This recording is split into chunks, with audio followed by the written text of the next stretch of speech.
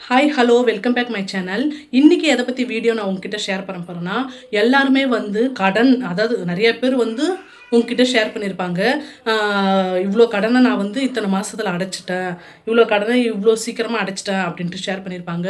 ஆனால் நான் வந்து இவ்வளோ கடன் எனக்கு எப்படி ஆச்சு, அதாவது 8 லட்சம் கடன் எனக்கு எப்படி ஆச்சு, எதனால் ஆச்சு அப்படின்ற விஷயத்தாங்க நான் ஷேர் பண்ண போகிறேன். கண்டிப்பாக உங்களுக்கு யூஸ்ஃபுல்லாக இருக்கும். இந்த வீடியோவை ஸ்கிப் பண்ணாமல் லாஸ்ட் வரைக்கும் பாருங்கள்.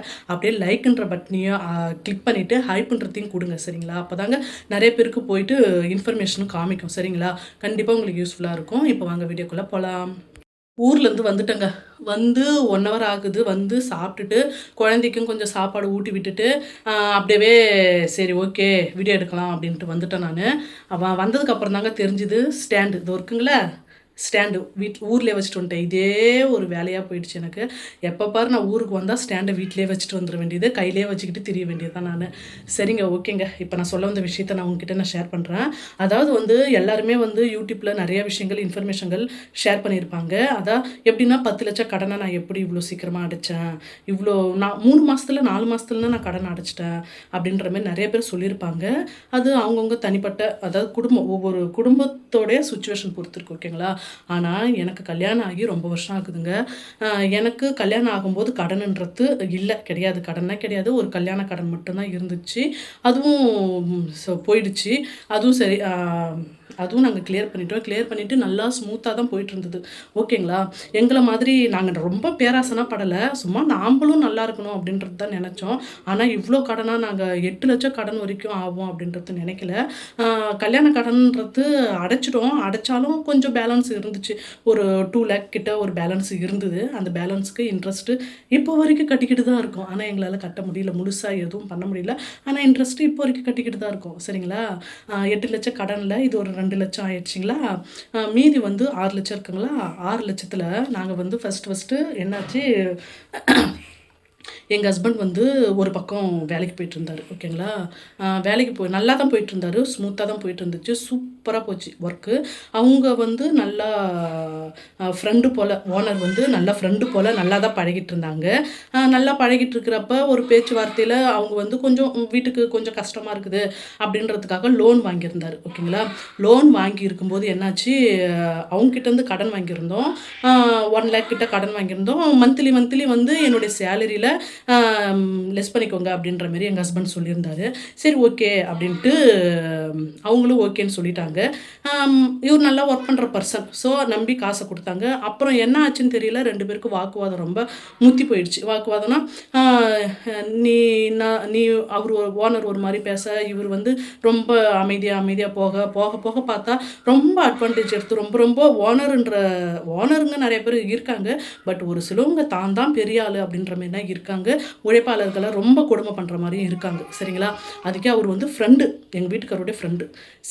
ரொம்ப அடிமட்டமாக பேச, ரொம்ப ஒரு மாதிரியாக பேச 2 பேருக்கு செட் ஆகாமல் போயிடுச்சு. உடனே ஒரு 3 மாதத்தில் அமௌண்ட்டு வாங்கி 3 மாதத்தில் 3 மாதத்தில் வந்து எவ்வளோ அடிச்சிருப்பாரு நினைக்கிறீங்க? மாதம் 5000 எடுத்துக்கோங்க அப்படின்ற மாதிரி சொல்லியிருந்தாரு. அதேமாதிரி 5000 எடுத்துக்கிட்டு இருந்தாங்க. 3 மாதத்தில் 15,000 போக மீதி 75,000 லாக் ஆகிடுச்சு. வேலை விட்டு நின்னாச்சு. வேலை விட்டு நின்ன உடனே என்ன ஆகும், லாக் ஆகிடுச்சா, அந்த அமௌண்ட்டு 75,000 இப்போ எங்களுக்கு சேர்ந்துருச்சா, அதை வந்து கொடுத்தே ஆகணும் அப்படின்ற மாதிரி சொல்லிட்டாங்க. சரி என்ன பண்ணுறதுன்னு தெரியலையே அப்படின்றதுக்காக என்கிட்ட கொஞ்சம் ஜுவல்ஸ் இருந்துச்சு. ஒரு 75,000 வர மாதிரி ஒரு எங்கள் வீட்டுக்காரோடைய பிரேஸ்லெட் இருந்தது. அதை எடுத்து போய் வச்சு அவங்களுடைய கடனை நாங்கள் கொடுத்துட்டோம், ஓகேங்களா? சரி, இது இப்போ வந்து 2 லேக் கூட 2,75,000 ஆட் ஆகிடுச்சிங்களா. கல்யாண கடன் வந்து ஒரு 2 லட்சம் இருக்குதுன்னு சொல்லியிருந்தா, அது கட்ட முடியல. பல்கான அமௌண்ட் எங்களால் பெரட்ட முடியல. ஸோ அதை வந்து அப்படியே தான் நாங்கள் விட்டு வச்சுருக்கோம், சரிங்களா? அந்த 2 லட்சத்துக்கு கூட, அந்த 2 லட்சம்ன்றது வந்து கொஞ்சம் கம்மியான இன்ட்ரெஸ்ட் தான். ஏன்னா வந்து அவரோட சொந்த அக்கா கிட்டேருந்து வாங்கியிருக்கிறது. அதனால் வந்து கம்மி இன்ட்ரெஸ்ட்டு, சம்டைம் இன்ட்ரெஸ்ட் கொடுப்போம், இல்லைன்னா கொடுக்க மாட்டோம். சொந்த அக்கா அப்படின்றதுக்காக இன்ட்ரெஸ்ட் அவ்வளோ கொடுக்க மாட்டோம். அதனால் அதை வந்து நாங்கள் கொஞ்சம் டிலே பண்ணி வச்சுருக்கோன்னு வச்சுக்கோங்களேன். அந்த 2 லட்சத்துக்கு கூட இது ஒரு 75,000 ஆடாயிடுச்சுங்களா. வேலையை விட்டு நின்னாச்சா. வேலையை விட்டு நின்ன உடனே என்னாச்சு, சாப்பிட்றதுக்கு கஷ்டமாயிடுச்சா. திடீர்னு வேறு ஒரு வேலை இல்லாமல், நான் அதுவும் இல்லாமல் வந்து நான் கன்சீவாக இருக்கிறப்ப ஒரு வேலையை விட்டு நின்னார். என்னாலையும் வேலைக்கு போக முடியல, போகவும் முடியாத சுச்சுவேஷனு. குழந்தை இருக்குது, குழந்தைக்கு குட்டி குழந்தை ரஷ்மிகா பாப்பா, அதாவது இதுக்கு நடுப்பாப்பா. எதுவுமே பண்ண முடியாத சுச்சுவேஷன் அமைஞ்சிருச்சு. அதுக்கப்புறமா என்னாச்சு, மறுபடியும் என்ன ஒரு ஓன் பிஸ்னஸ் பண்ணலாம் அப்படின்ற மாரி பிளான் பண்ணது. ஓன் பிஸ்னஸ் பண்ணலாம் அப்படின்ட்டு பிளான் பண்ணதால் நாங்கள் என்ன பண்ணோம், இருக்கிற ஜுவல்ஸ் எல்லாத்தையும் எடுத்து போய் அடமானம் வச்சு ஓன் பிஸ்னஸ் பண்ணலாம் அப்படின்ட்டு போய் உள்ளே நுழைஞ்சி, அதுவும் ஒரு ஒரு ஓரளவுக்கு சொல்ல முடியாது, கொஞ்சம் லாஸை உண்டாக்கிடுச்சு. நமக்கு செட் ஆகாது அப்படின்ட்டு அதில் வந்து ஒரு 2 லேக் இல்லை 1.5 கிட்ட லாக் ஆகிட்டோம். ஓகேங்களா. நான் எதுக்கு இதை நான் உங்ககிட்ட ஷேர் பண்ணுறேன்னா, எதுவாக இருந்தாலும் கொஞ்சம் நிதானம் வேணும். நிதானமாக எதுவாக இருந்தாலும் செயல்பட்டால் எல்லாமே நல்லா அமையும். இது வந்து ஒரு 1.5 லட்சம் கிட்ட லாக் ஆகிடுச்சு. அது வந்து ஒரு 2,75,000, இது ஒரு 1.5 லட்சம். 2,75,000 1.5 லட்சமும் 3,75,000, 4 லட்சம், 4,25,000, 4,25,000 வந்துருச்சுங்களா. இது வந்து 4,25,000 இப்போ நாங்கள் கடனாளி ஆகிட்டோம். சரி, ஓகே. அப்புறம்ட்டு வேற ஒரு பக்கம் வேலைக்கு போனார். இதுனா செட்டே ஆகாது அப்படின்ட்டு ஒருத்தவங்க வந்து ஒரு நல்ல கம்பெனிக்கு வேலைக்கு போயிட்டு இருந்தார் எங்கள் வீட்டுக்காரு.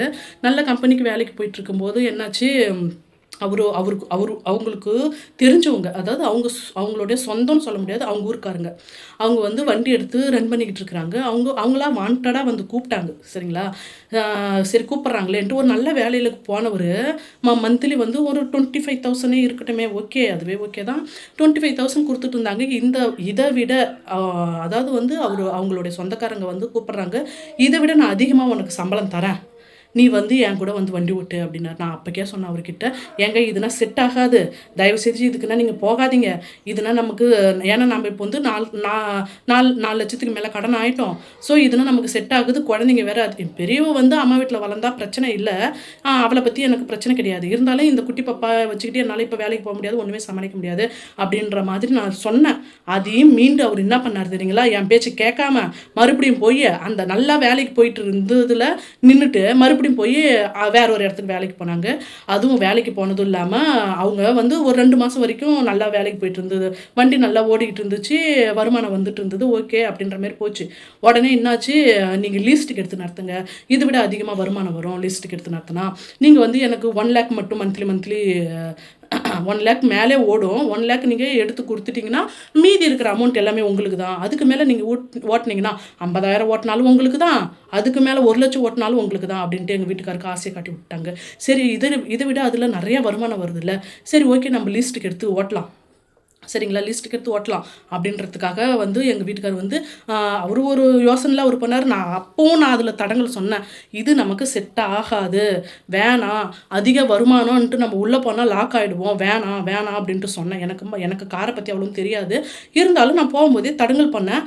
தடங்கள்னால் நான் கொஞ்சம் யோசிப்பேன், கொஞ்சம் நல்லாவே ஆழ்ந்து யோசித்து தான் நான் சொன்னேன். ஆனால் அந்த மனுஷன் பொண்டாட்டி வந்து அவர் என்ன நினச்சாரு சொல்ல, நீ என்ன சொல்கிறது நான் என்ன கேட்குறது அப்படின்றது நினச்சாரா இல்லை என்ன நினச்சாருன்னு எனக்கு தெரியல. போனார், போய் ஒரு கொஞ்ச நாள் நல்ல வருமானம் வந்துச்சு. கொஞ்ச நாள் இல்லைங்க, ஒரு 3 மாதம் வரைக்கும் தாங்க வந்துச்சு. 3 மாதம் வரைக்கும் வீட்டு வாடகை கட்டிக்கிட்டு கொஞ்சம் இந்த 4 லட்சத்துக்கு கொஞ்சம் இன்ட்ரெஸ்ட் கட்டிக்கிட்டு அப்படியே ரன் ஆச்சுங்க. அப்படி தான் ரன் ஆகிக்கிட்டே இருந்துச்சு. நாங்கள் அதில் வர காசை வந்து கொஞ்சம் சீட்டு போட்டுக்கிட்டு இருந்தோம். சீட்டு வந்து 1.5 லட்சத்துக்கு சீட்டு போட்டுக்கிட்டு இருந்தோம். சீட்டு போட்ட உடனே அந்த காசை எடுத்து ஏதாவது கடனை அடைச்சிடலாம், சரி ஓகே நல்லா தானே போயிட்டுருக்குது அப்படின்ட்டு சீட்டு போட்டுக்கிட்டு இருந்தோம்.